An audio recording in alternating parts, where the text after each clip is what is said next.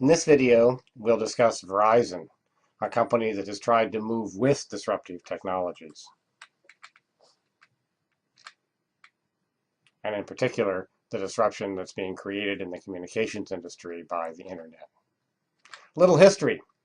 Verizon grew out of a merger of Bell Atlantic and GTE in 2000.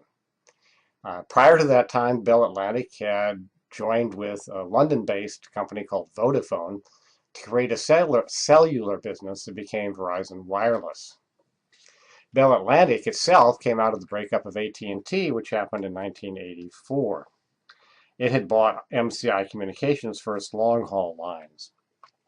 Prior to 1984, AT&T owned all of the regional operating companies. And it was felt that this had created a monopoly, that the technology had changed so that it was possible for other people to offer telephone services. And so the Justice Department thought that this organization, this gigantic organization, should be broken up. The feeling was that the operating companies might have a very dim future because they would no longer have the long distance umbrella provided by AT&T. The interesting thing here is that just exactly the opposite happened. AT&T grew weak without the operating companies, and the operating companies actually became fairly aggressive.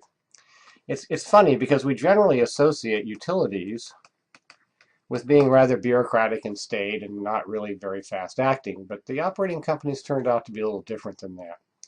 And so Bell Atlantic, to get out from under the need to use or be dependent upon AT&T for long lines, purchased MCI and got its own source of long lines. So now AT&T, actually Southwestern Bell purchased AT&T and took its name. So AT&T became a regional phone company, and then it grew by merging with some other regional phone companies like Bell South. And there are really two huge players now in wireless communications, which are AT&T and Verizon. Well, there was a big decision that Verizon took, a kind of risky decision. They could see that the internet was disruptive. It was having exponential growth in terms of penetration into the customer base. And it was facing cable companies that offered something called a triple play, which is TV, phone, and internet. And the cable company's value proposition was, we'll bundle these things together. We'll make that package cheaper than if you bought them individually.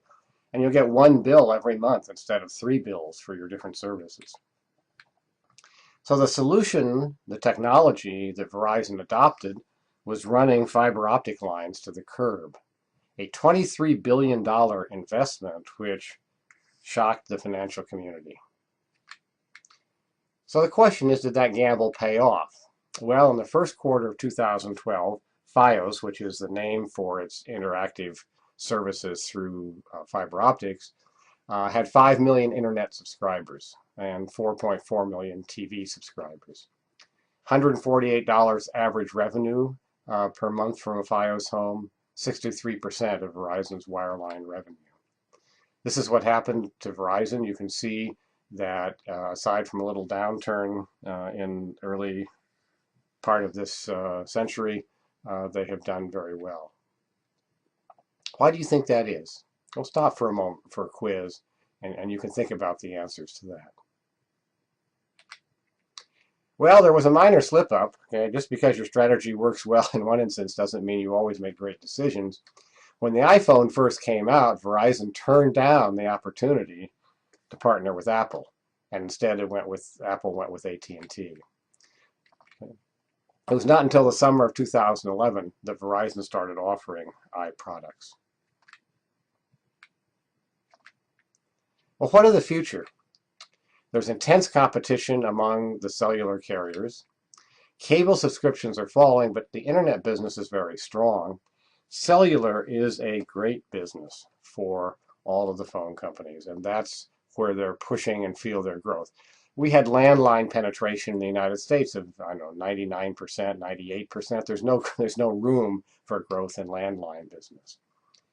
But all is not secure. Disruptive technology is still around. It's even more disruptive now. It's the internet again. Instant messaging over the internet. The cellular phone companies make a lot of money from instant messaging, but there are increasingly opportunities to send instant messages via the internet and skip the cellular network. You can also make a lot of calls for free over Skype. And there are two ways to use Skype. You can use it for free if you all agree on a time to be on your computer. So when you're on your computer, you're known to Skype. Or you can pay a little fee and Skype will connect you to landline phone companies. This is a tremendous threat to the revenues of the cellular and landline companies, both of these things. Okay? And then there's the high cost of the landline business. I thought it was really ironic that last year AT&T started making a case for abandoning the landline traditional telephone business and moving to voice over IP so that it wouldn't have to maintain this landline business of copper wires and so on, but in fact could use the internet as its only pipe for communications purposes. So this is Skype. I've used it to talk with colleagues around the world. It's very appealing, very easy to use, offers easy video as well if you want to have a video call. And this should be seen as a real threat to the phone companies.